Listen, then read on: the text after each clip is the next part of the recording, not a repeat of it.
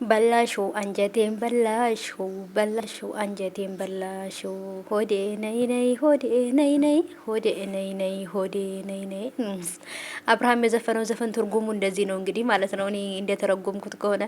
ሰላም ውድ የተከበራችሁ ቻናሌ ተከታታዮች እንዴት ናችሁልኝ? የኔ ወርቆች የኔ ውዶች፣ በጠዋቱ በቀኑ እንግዲህ አብርሽን ይዤላችሁ ከች ከተፍ ብያለሁ ማለት ነው። እንግዲህ እንደምታዩት እንግዲህ የእንትናል ማን ነው ስሟ እንዳለ እንትን የሚዘፍን ማለት ነው ይሄን በሱ ዘፈን ነው ይመጣላችሁና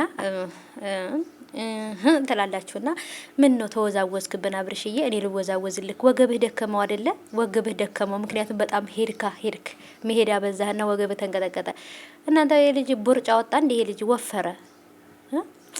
ወይት ዝፈን ወይ ዝም በል አብርሽ። እንዴ አፉ ራሱ እኮ ይተነፍሳል። ግን ምን ነው የተዘጋው አብርሽዬ? እንደዚህ እኔ ልዘጋልህ። አይዞህ ማለት ነው። አብሽር አይዞክ ያልፋል።